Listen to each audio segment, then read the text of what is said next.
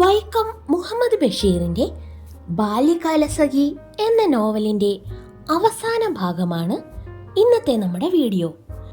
ഈ നോവൽ മുഴുവനായി കേൾക്കാനായി playlist check ചെയ്യൂ. സുഹ്റായെ വിവാഹം ചെയ്യുക, അതിനു മുമ്പ് സഹോദരികൾക്ക് ഭർത്താക്കന്മാരെ ഉണ്ടാക്കുക, സ്ത്രീധനത്തിനും ആഭരണങ്ങൾക്കുമുള്ള വക സമ്പാദിക്കുക, ആയതിലേക്ക് എന്തെങ്കിലും ജോലി വേണം. പക്ഷേ നൈരാശ്യമാണ് മജീദിനെ അഭിമുഖീകരിച്ചത്. ജോലി എങ്ങുമില്ല, ഉണ്ടെങ്കിൽ തന്നെയും ശുപാർശയ്ക്ക് ആള് വേണം, കൈക്കൂലി കൊടുക്കണം, പരീക്ഷ പാസ്സായ സർട്ടിഫിക്കറ്റും വേണം. ഇവയൊന്നും കൂടാതെ ജോലി കിട്ടുക എളുപ്പമല്ല. എങ്കിലും തുടർന്ന് അന്വേഷിച്ചു. പട്ടണങ്ങൾ പലതിലും കറങ്ങി. ഒടുവിൽ ജന്മദേശത്തു നിന്നും 1500 മൈൽ ദൂരെയുള്ള മഹാനഗരിയിൽ മജീദ് ചെന്നുപറ്റി. അതിനിടെ മാസങ്ങൾ 4 പോയിരുന്നു. അവിടെ ഒരു ജോലി കിട്ടി. വിഷമമുള്ളതല്ല, വരവ് അധികമുള്ളതാണ്. വിശ്രാന്തിയില്ലാതെ വേല ചെയ്താൽ മതി. 140 കണ്ട് കമ്മീഷൻ കിട്ടും. കമ്പനി ഉടമസ്ഥൻ തന്നെയാണ് വാഗ്ദാനം ചെയ്തിരിക്കുന്നത്. കമ്പനി വക സൈക്കിളുണ്ട്. അതിൽ സാമ്പിളുകൾ കൊണ്ടു നടന്നാൽ മതി. കമ്പനി വളപ്പിൽ തന്നെ താമസിക്കാൻ സ്ഥലം കൊടുക്കും. അങ്ങനെ മജീദ് ജോലി ചെയ്തു തുടങ്ങി. ചെറിയൊരു തുകൽപ്പെട്ടിയിൽ സാമ്പിളുകൾ അടുക്കി വെച്ച് ആർഡർ പുസ്തകവുമായി ഇറങ്ങും. നഗരമൊക്കെ ചുറ്റി ആർഡറുകൾ വാങ്ങി സന്തുഷ്ടചിത്തനായി സന്ധ്യയ്ക്ക് മടങ്ങും. ഇത്തരത്തിൽ മാസം 1 കഴിഞ്ഞു. സകല ചെലവും കഴിച്ച് മജീദ് വീട്ടിലേക്ക് 100 രൂപ അയച്ചു കൊടുത്തു. ബാപ്പായ്ക്ക് വെള്ളെഴുത്തിനുള്ള ഒരു കണ്ണടയും സുഹ്റായ്ക്കും മറ്റും ഉടുപ്പിനുള്ള വകയും. മാസം 1 കൂടി കഴിഞ്ഞു. അടുത്ത ഭാവിയിൽ എന്താണ് സംഭവിക്കാൻ പോകുന്നതെന്ന് ആർക്കും നിശ്ചയമില്ലല്ലോ. അസുഖകരമായി ആരുമൊന്നും പ്രതീക്ഷിക്കുന്നില്ല. മജീദ് ഒന്നും പ്രതീക്ഷിച്ചിട്ടില്ലായിരുന്നു. എങ്കിലും അപ്രതീക്ഷിതമായ ഒരു അത്യാഹിതം. അന്നൊരു തിങ്കളാഴ്ച ദിവസമാണ്. മജീദിന് പ്രത്യേകം ഓർമ്മയുണ്ട്. നല്ല ഉച്ച സമയം.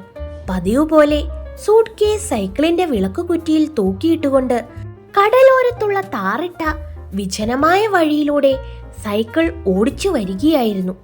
വലിയ ഇറക്കത്തിലേക്കാണ്, നല്ല വേഗത്തിലും. പെട്ടി കുടുങ്ങി അതിന്റെ കുഴ പറഞ്ഞു വീണു. ചക്രത്തിന്റെ ഇടയിൽ തങ്ങി. മജീദ് സൈക്കിളിൽ നിന്ന് തെറിച്ചു ദൂരെ കമ്പി അഴികളിൽ തട്ടി താഴെ അഗാധമായ ഗട്ടറിൽ. ഒരു പർവ്വതം ദേഹത്തേക്ക് ഇടിഞ്ഞു വീണതുപോലെ എന്തോ ഒടിഞ്ഞു തകർന്ന വേദനയോടെ ഉള്ള ഓർമ്മ. തന്നിൽ നിന്ന് എന്തോ അറുത്തുമുറിച്ചു മാറ്റപ്പെട്ടിരിക്കുന്നു. ഒക്കെയും ഇരുളിൽ മറയുന്നു. എല്ലാം വിസ്മൃതിയുടെ അന്ധകാരത്തിൽ. കൊടുങ്കാറ്റുള്ള രാത്രിയിലെ ഇടിമിന്നൽ പോലെ ചിലപ്പോൾ പ്രജ്ഞയുടെ വെളിച്ചം വീശും. കഠിനമായ വേദന, മരുന്നുകളുടെ രൂക്ഷമായ ഗന്ധം, ആളുകളുടെ വേദനയോടെയുള്ള ഞരക്കം. വായിലൂടെ തൊണ്ടവഴി ജീവനുള്ള നീണ്ടുരുണ്ട എന്തോ ഒന്നിറങ്ങുന്നു. വയറ്റിൽ ചൂടുള്ള ദ്രാവകം നിറയുന്നു. ഒരു തോന്നൽ. അത്തരത്തിലുള്ള അനുഭവങ്ങളിലൂടെ യുഗങ്ങൾ കഴിഞ്ഞു പോകുന്നു. എന്താണ് സംഭവിച്ചത്? ഓർമ്മകൾ വളരെ ദൂരത്താണ്. ഒന്നും വ്യക്തമല്ല. വെളുത്ത പുക പോലെ, വെള്ളിമേഘങ്ങൾ പോലെ ഓർമ്മകൾ മജീദിൽ നിന്ന് ദൂരെയാവാൻ തുടങ്ങുന്നു. എല്ലാം വിസ്മൃതിയിൽ ലയിക്കുവാൻ പോവുകയാണോ? ഇല്ല, ജീവിക്കണം. ജീവിതം കഠിനവും രൂക്ഷവുമായ വേദന, എങ്കിലും ജീവിക്കണം. മജീദ് യത്നിച്ചു. തന്നിലേക്ക് അമരുന്ന വിസ്മൃതിയാകുന്ന പർവ്വതത്തെ സർവശക്തിയും പ്രയോഗിച്ചു പൊക്കി മറിച്ചിടുന്നത് പോലെ വേദനയോടെ ബോധം തെളിഞ്ഞു വന്നു. എന്താണ് സംഭവിച്ചിരിക്കുന്നത്? അയാൾ ദീർഘമായി ഒന്ന് നിശ്വസിച്ചു. സാവധാനം കണ്ണുകൾ തുറന്നു. നീണ്ടു നിവർന്നു കിടക്കുകയാണ്. കഴുത്തുവരെ വെള്ളപ്പുതപ്പുകൊണ്ട് മൂടിയിരിക്കുന്നു. ആശുപത്രി. എല്ലാം ഓർത്തു. കഠിനവും രൂക്ഷവുമായ വേദന. വലത്തെ എളിയിൽ തീ നീറി പിടിച്ചിരിക്കുന്നു. ചുളുചുളാ ശിരസ്സുവരെ വേദന. മജീദ് കൈകൊണ്ട് തടവി. അരയിൽ വളരെ തുണി ചുറ്റിക്കെട്ടിയിരിക്കുന്നു. എന്തു സംഭവിച്ചു? മജീദ് തപ്പി നോക്കി. അസ്ഥിപഞ്ജരങ്ങളിലൂടെ ഒരു തണുപ്പ് പാഞ്ഞു. ശൂന്യത. മജീദിന് സംഭ്രമം കൊണ്ട് നന്നായി വിയർത്തു. ബോധക്ഷയം പോലെ. എന്നേക്കുമായി തന്നിൽ നിന്നൊരു കാലിന്റെ പകുതി വിട്ടുപോയിരിക്കുന്നു. കിടന്നപടി അഗാധമായ ഒരു കുഴിയിലേക്ക് താണുപോയതുപോലെ ലോകമെല്ലാം കറങ്ങുകയാണോ? വീണ്ടും മജീദ് തപ്പി നോക്കി. ശൂന്യത. കീഴ്പോട്ടൊന്നുമില്ല. ദുസ്സഹവേദന. സുഹ്റായുടെ പ്രഥമ ചുംബനം ലഭിച്ച വലതുകാൽ. അതെവിടെ പോയി? കണ്ണുകൾ തുറന്നു തന്നെയിരുന്നു. കവളിലൂടെ ചുടു കണ്ണുനീർ. കിടക്കയ്ക്ക് സമീപം ഡോക്ടറും നേഴ്സും കമ്പനി മാനേജറും വന്നു. മജീദിന്റെ നെറ്റിയിൽ തണുപ്പേറിയ കൈപ്പടം വെച്ചിട്ട് കമ്പനി മാനേജർ സാവധാനം കുനിഞ്ഞു. മിസ്റ്റർ മജീദ്, ഞാൻ ഹൃദയപൂർവ്വം വ്യസനിക്കുന്നു. നിങ്ങൾ സങ്കടപ്പെടരുത്. സുഹ്റ. എന്താ മജീദേ, നീ മൂളാത്തതെന്താ? ഞാൻ മൂളണുണ്ടല്ലോ. പിന്നെ ചെറുക്കനെന്തിനാ എന്നെ നീന്ന് വിളിക്കണത്? മജീദ് പുളഞ്ഞുപോയി. സുഹ്റ എന്ന് വിളിച്ചുകൊണ്ട് മജീദ് ഞെട്ടി ഉണർന്നു. പകൽ സ്വപ്നം കാണുകയാണോ? നേഴ്സ് ചോദിച്ചു. മജീദ് മന്ദഹസിക്കാൻ ശ്രമിച്ചു. 64 പകലുകളും 64 രാത്രികളും കഴിഞ്ഞു. തന്നേക്കാൾ പൊക്കമുള്ള ഒരു വടിയുടെ സഹായത്തോടുകൂടി മജീദ് കമ്പനി മാനേജരും ഒന്നിച്ച് ആശുപത്രിയുടെ ഗേറ്റ് കടന്ന് ജനബഹുലമായ തെരുവീതിയിൽ ഇറങ്ങി. കുറെ രൂപ മജീദിന്റെ കയ്യിൽ വെച്ചു കൊടുത്തിട്ട് കമ്പനി മാനേജർ പറഞ്ഞു, നിങ്ങൾ ഇനി വീട്ടിലേക്ക് പോകൂ. ഇങ്ങനെ കലാശിച്ചതിൽ എനിക്ക് വ്യസനമുണ്ട്. മജീദിന് കണ്ണുനീര് പൊട്ടി. എന്റെ സഹോദരികൾ വിവാഹത്തിന് പ്രായം കഴിഞ്ഞ് വീട്ടിൽ നിൽക്കുന്നു. മാതാപിതാക്കൾ വൃദ്ധരാണ്. സ്വത്തുണ്ടായിരുന്നത് മുഴുവൻ കടത്തിൽപ്പെട്ട് കിടക്കുന്നു. ആണായിട്ട് ഞാൻ മാത്രമേ ഉള്ളൂ. വീട്ടിലെ വിഷമങ്ങൾക്ക് ഒരു പരിഹാരമുണ്ടാകാതെ അങ്ങു ചെല്ലാൻ എനിക്ക് മനസ്സു വരുന്നില്ല. പിന്നെ ഈ കോലത്തിൽ ഞാൻ അങ്ങു ചെന്ന് അവരെയൊക്കെ എന്തിനു വിഷമിപ്പിക്കുന്നു? ഇനിയിപ്പോൾ എന്തു ചെയ്യാനാണ് ഉദ്ദേശം? എനിക്ക് നിശ്ചയമില്ല. എൻ്റെ കമ്പനിയിൽ നിങ്ങൾക്ക് പറ്റിയ ഒരു ജോലിയും. നിങ്ങൾക്ക് ക്ലാർക്കിന്റെ ജോലി ചെയ്യാമോ? വയ്യ, കണക്കിന് ഞാൻ മോശമാണ്. ഉമ്മണി വലിയ ഒന്ന്. അങ്ങനെ മജീദ് വീണ്ടും തനിച്ചായി. സാരമില്ല, എല്ലാവരും ഈ പ്രപഞ്ചത്തിൽ തനിച്ചാണ്. ഭയപ്പെടുന്നതെന്തിന്? മജീദ് കിട്ടിയതിൽ 1/4 പങ്ക് രൂപയും വീട്ടിലേക്ക് അയച്ചു. കൂടെ ഒരു കത്തും. വലത്തെ കാലുപോയ വിവരം അതിൽ കാണിച്ചില്ല. സുഖമില്ലാതെ കിടപ്പായിരുന്നു. അടുത്ത കത്ത് കിട്ടുന്നത് വരെ കത്തയക്കേണ്ട. നടപ്പ്. മജീദ് വീണ്ടും ജോലി അന്വേഷിച്ചു തുടങ്ങി. 2 കൈകൾ കൊണ്ടും വടിയൂന്നി ഒറ്റക്കാലിൽ ആഞ്ഞു ചാടിച്ചാടി 4 അടി വെക്കുമ്പോൾ നിൽക്കും. പിന്നെയും നടക്കും. നിന്നോർക്കും. പിന്നെയും നടക്കും. ഇങ്ങനെ മാസം 1-2 കഴിഞ്ഞു. സ്ഥിരമായൊരു താവളമില്ല. എത്തിയെടുത്ത് കിടക്കും. ഒടുവിൽ നഗരത്തിലെ കുബേരന്മാരെ കണ്ട് സഹായം അഭ്യർത്ഥിക്കാമെന്നുറച്ചു. അന്വേഷണത്തിൽ ഏറ്റവും ഉദാരശീലനെന്ന് കേട്ടത് ഒരു ഖാൻ ബഹദൂറാണ്. നഗരത്തിലെ വലിയ കെട്ടിടങ്ങളെല്ലാം അദ്ദേഹത്തിൻ്റെതത്രേ. സ്വർണ്ണക്കട്ടികളും മറ്റും നിലവറയിൽ കിടന്നു പൂപ്പൽ പിടിക്കുന്നു എന്നാണ് ജനസംസാരം. ഗവൺമെന്റിൽ വലിയ പിടിയുള്ള മനുഷ്യൻ. ആയിടെ തന്നെ അദ്ദേഹം 10,000 രൂപ ചെലവ് ചെയ്ത് ഗവർണർക്കൊരു വിരുന്നു കൊടുക്കുകയുണ്ടായി. അദ്ദേഹത്തെ കൊണ്ട് എന്തു സാധിക്കും? എന്തും. പക്ഷേ പടികാവൽക്കാർ മജീദിനെ അകത്തേക്ക് കടത്തിവിട്ടില്ല. ദിവസവും ആ മാളികയുടെ വാതിക്കൽ വന്ന് നിൽക്കും. അങ്ങനെ ഒരാഴ്ച കഴിഞ്ഞു. ഒടുവിൽ കാവൽക്കാർക്കും അലിവ് തോന്നി. ഖാൻ ബഹദൂറിന്റെ സന്നിധാനത്തിൽ മജീദ് ആനയിക്കപ്പെട്ടു. മജീദ് സലാം ചൊല്ലി. ഒരു മുസൽമാൻ മറ്റൊരു മുസൽമാനെ കാണുമ്പോൾ അസ്സലാമു അലൈക്കും എന്ന് പറയണമെന്നുണ്ട്. മജീദ് പറഞ്ഞു. പക്ഷേ ഖാൻ ബഹദൂർ എന്തുകൊണ്ടോ എന്തോ സലാം മടക്കിയില്ല. അദ്ദേഹം അത് കേട്ടതായി തന്നെ ഭാവിച്ചില്ല. ഖാൻ ബഹദൂർ ഏകദേശം 50 വയസ്സുള്ള വെളുത്തുരുണ്ട ഒരു മനുഷ്യനാണ്. കല്ലുവച്ച കട്ടി സ്വർണമോതിരങ്ങൾ തിളങ്ങെ താടി തടവിക്കൊണ്ട് അദ്ദേഹം മജീദിന്റെ ദുഃഖവാർത്ത മുഴുവനും മൂളി മൂളി കേട്ടു. ഒടുവിൽ ഖാൻ ബഹദൂർ പറഞ്ഞു, നമ്മുടെ സമുദായത്തിൽ കെട്ടിക്കാൻ വകയില്ലാത്ത വളരെ സ്ത്രീകളുണ്ട്. ആഹാരത്തിന് വഴിയില്ലാത്ത വളരെ ആളുകളുണ്ട്. എന്നെ കൊണ്ട് കഴിവത് ഞാൻ എല്ലാവർക്കും ചെയ്യുന്നുമുണ്ട്. പറയൂ, കൂടുതലായി ഞാൻ എന്തു ചെയ്യണം? മജീദ് ഒന്നും പറഞ്ഞില്ല. ഖാൻ ബഹദൂർ സമുദായത്തിന്റെ ഉയർച്ചയ്ക്ക് വേണ്ടി ചെയ്തിട്ടുള്ള മഹത്തായ കാര്യങ്ങൾ വിവരിച്ചു. അദ്ദേഹം 4 പള്ളി വെപ്പിച്ചിട്ടുണ്ട്. മറ്റേ കോടീശ്വരന്മാർ ഓരോ പള്ളി വീതമേ വെപ്പിച്ചിട്ടുള്ളൂ. പോരെങ്കിൽ അദ്ദേഹം ഒരു സ്കൂൾ വെക്കുന്നതിന് സമുദായത്തിനൊരു സ്ഥലം ദാനം കൊടുത്തിട്ടുണ്ട്.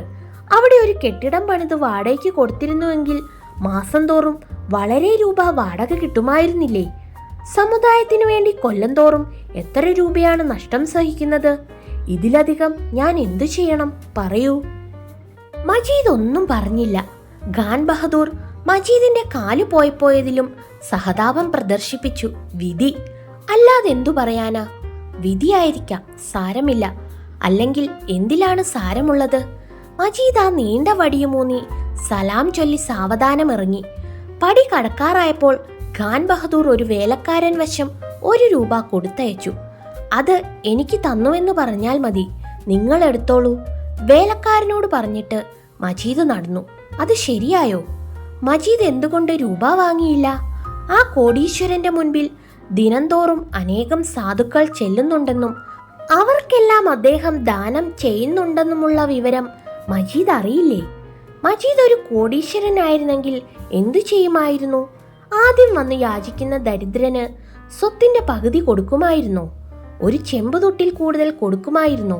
ഖാൻ ബഹദൂർ 1 രൂപയാണ് കൊടുത്തത്. അത് വാങ്ങേണ്ടതായിരുന്നില്ലേ? മജീദ് ആലോചിച്ചു. പക്ഷേ അവിടെ 5 കോടീശ്വരന്മാരേയുള്ളൂ. അവരെ കഴിച്ചാൽ ബാക്കിയുള്ളത് 6.5 ലക്ഷം പലതരത്തിലുള്ള ബഹുജനങ്ങളാണ്.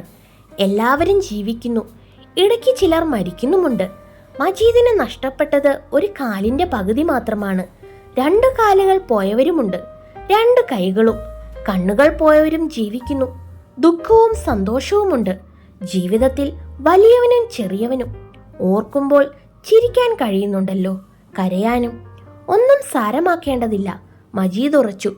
ഭദ്രതയ്ക്കും സുഖത്തിനും വേണ്ടി പരിശ്രമിക്കുക, അതല്ലേ കടമ. മജീദിന്റെ വടി 4 ഇഞ്ചു തേഞ്ഞു. കൈവെള്ളകളിൽ 1/4 ഇഞ്ചു കനത്തിൽ തഴമ്പു പൊന്തി. അനേക സ്ഥലങ്ങളിൽ ജോലി അന്വേഷിച്ചു. പട്ടിണി കിടന്ന ശരീരം വളരെ മെലിഞ്ഞു. അപ്പോൾ ഒരു സന്തോഷം, മജീദിന് ജോലി കിട്ടി. ഒരു ഹോട്ടലിൽ എച്ചിൽ പാത്രങ്ങൾ കഴുകുക.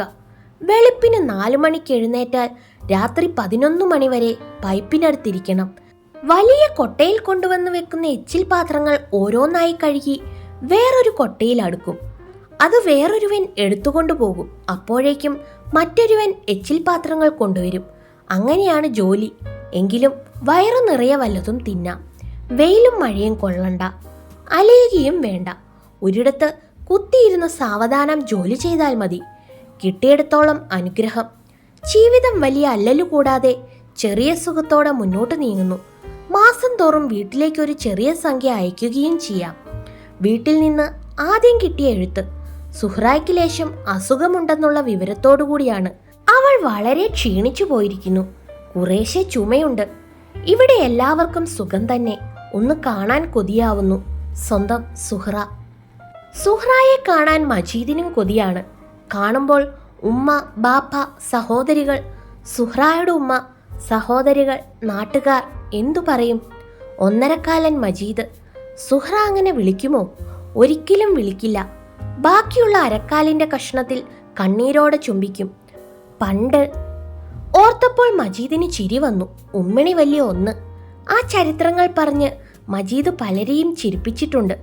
സുഹ്റായും സംഭാഷണ വിഷയമാവും. ഹോട്ടലിലെ മറ്റു ജോലിക്കാരെല്ലാം മജീദിന്റെ സുഹൃത്തുക്കളാണ്.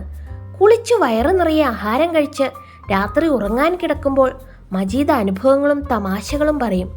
അധികവും തമാശകളാണ്. എല്ലാവരും ചിരിക്കും. എന്നും രാത്രി കിടക്കാൻ നേരത്ത് മജീദ് എന്തെങ്കിലും പറയണം. പറയാൻ ഒരുപാട് വിഷയങ്ങളില്ലേ? മിക്കവരും ഉറങ്ങുന്നത് തന്നെ ചിരിച്ചുകൊണ്ടാണ്. എല്ലാവരും ഉറങ്ങിക്കഴിയുമ്പോൾ മജീദ് സുഹ്റായോട് വർത്തമാനങ്ങൾ പറയും. 1500 മൈൽ അപ്പുറത്തുള്ള സുഹ്റായെ കാണും. ചുമ കേൾക്കും. ഓരോന്നെല്ലാം പറഞ്ഞ് സുഹ്റായെ ആശ്വസിപ്പിക്കും. രാവും പകലും. സുഹ്റ ഇപ്പോൾ എങ്ങനെയിരിക്കുന്നു? നെഞ്ചുവേദനയുണ്ടോ?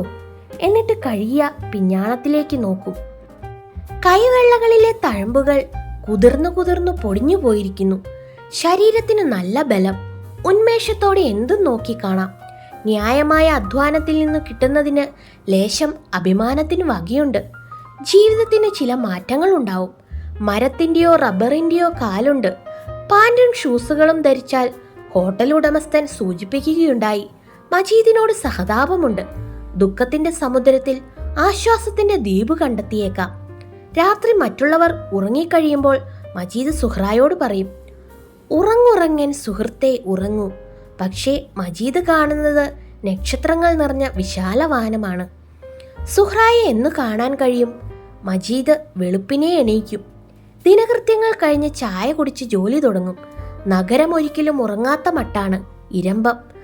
അനേക ലക്ഷം സ്ത്രീ പുരുഷന്മാരുടെയും വാഹനങ്ങളുടെയും ഒരുമിച്ചുള്ള ശബ്ദ കോലാഹലങ്ങൾ. അതെല്ലാം ശ്രദ്ധിച്ചുകൊണ്ടാണ് മജീദ് പാത്രങ്ങൾ കഴുകിയെടുക്കുന്നത്. അങ്ങനെ ഇരിക്കുമ്പോൾ മറ്റൊരു എഴുത്തും വന്നു ചേർന്നു. കൈപ്പട സുഹ്റായുടേതല്ല, മറ്റാരെയോ കൊണ്ട് ഉമ്മ എഴുതിപ്പിച്ചിരിക്കുകയാണ്. അത് വായിച്ചപ്പോൾ നഗരത്തിന്റെ ഇരമ്പൽ പെട്ടെന്ന് നിലച്ചു പോയതുപോലെ നിശബ്ദത. പ്രിയപ്പെട്ട മകൻ മജീദ് വായിച്ചറിയാൻ സ്വന്തം ഉമ്മ എഴുതുന്നത്. മിനിയാന്ന് വെളുപ്പിന് നമ്മുടെ സുഹ്റ മരിച്ചു. അവളുടെ വീട്ടിൽ കിടന്ന് എൻ്റെ മടിയിൽ തലവെച്ച്. പള്ളിപ്പറമ്പിൽ അവളുടെ ബാപ്പായുടെ ഖബറിനരികിലാണ് സുഹ്റായെ മറവ് ചെയ്തിരിക്കുന്നത്. ഞങ്ങൾക്കൊക്കെയും ഉണ്ടായിരുന്ന തുണയും സഹായവും അങ്ങനെ പോയി. ഇനി അല്ലാഹുവിനെ കഴിഞ്ഞാൽ നീയാണുള്ളത്. മകനെ, കഴിഞ്ഞ മാസം 30-ാം തീയതി നമ്മുടെ വീടും പുരയിടവും കടക്കാർ നടത്തിച്ചെടുത്തു. ഉടനെ ഇറങ്ങി മാറിക്കൊടുക്കണമെന്നാണ് ഇവർ പറയുന്നത്. ഈ പെമ്പിള്ളാരെ രണ്ടിനെയും സുഖക്കേടായി കിടക്കുന്ന ബാപ്പായെയും കൊണ്ട് ഞാൻ എവിടെ പോകും? മകനെ, ഞാൻ ഉറങ്ങിയിട്ട് വളരെ നാളായി. നിന്റെ പെങ്ങന്മാരുടെ പ്രായക്കാരൊക്കെ 3-4 പെറ്റു. എന്തെങ്കിലും പോക്കണം കേട് വന്നുപോയാൽ? മകനെ, ഇവിടെയുള്ള മുസ്ലിങ്ങൾ കണ്ണിച്ചോരയില്ലാത്തവരാണ്. ഞാനും ബാപ്പായും സാധ്യപ്പെട്ട് പറഞ്ഞിട്ടും ഉടനെ ഇറങ്ങി മാറാനാണ് പറയുന്നത്. നമ്മുടെ ജാതിയിൽപ്പെട്ട നല്ലവരായ പണക്കാരുണ്ടല്ലോ അവിടെ, അവരോട് പറഞ്ഞാൽ ഒരു നിവർത്തി മാർഗം ഉണ്ടാക്കി തരാതിരിക്കുകയില്ല. നാണിക്കാതെ നീ ചെന്ന് അവരോടെല്ലാം തുറന്നു പറയണം.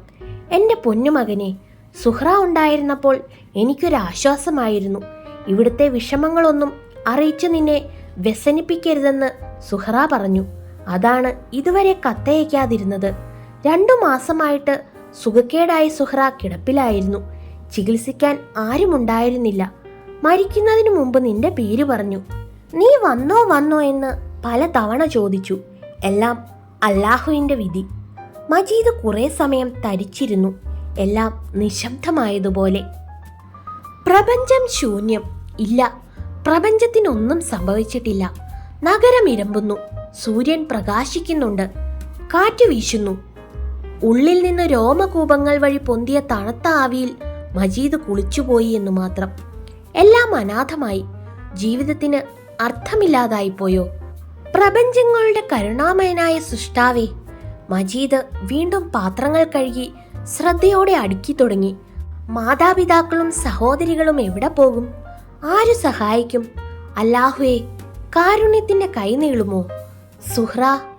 ഓർമ്മകൾ, വാക്കുകൾ, പ്രവർത്തികൾ, മുഖഭാവങ്ങൾ, ചിത്രങ്ങൾ. മനസ്സിലൂടെ എന്തെല്ലാമാണ് പാഞ്ഞു വരുന്നത്. മരിക്കുന്നതിനു മുൻപ് മജീദ് വന്നോ വന്നോ എന്ന് ചോദിച്ചു. ഓർമ്മകൾ. ഒടുവിലത്തെ ഓർമ്മ. അന്ന് മജീദ് യാത്ര പറഞ്ഞിറങ്ങാൻ തുടങ്ങുകയായിരുന്നു. സുഹ്റ എന്തോ പറയുവാൻ ആരംഭിച്ചു. മുഴുമിപ്പിക്കുന്നതിന് മുമ്പ് ബസിന്റെ ഹോൺ തുരുതുരാ ശബ്ദിച്ചു. ഉമ്മ കയറി വന്നു. മജീദ് മുറ്റത്തേക്കിറങ്ങി. പൂന്തോട്ടത്തിലൂടെ പടിയിറങ്ങി ഒന്ന് തിരിഞ്ഞു നോക്കി. പടിഞ്ഞാറേ ചക്രവാളത്തിൽ തങ്കമേഘങ്ങൾ. ഇളം മഞ്ഞവേലിൽ മുങ്ങിയ വൃക്ഷങ്ങളും വീടും മുറ്റവും പൂന്തോട്ടവും. സഹോദരികൾ രണ്ടും മുഖം വെളിയിലേക്ക് കാണിച്ചുകൊണ്ട് വാതിൽ മറവിൽ. ബാപ്പ ഭിത്തിചാരി വരാന്തിയിൽ. ഉമ്മ മുറ്റത്ത്. നിറഞ്ഞ നയനങ്ങളോടെ ചെമ്പരത്തിയിൽ പിടിച്ചുകൊണ്ട് പൂന്തോട്ടത്തിൽ സുഹ്റ. പറയാൻ തുടങ്ങിയത് അപ്പോഴും അവളുടെ മനസ്സിലുണ്ടായിരുന്നിരിക്കണം. എന്തായിരുന്നു അന്ന് ഒടുവിലായി സുഹ്റ പറയാൻ തുടങ്ങിയത്?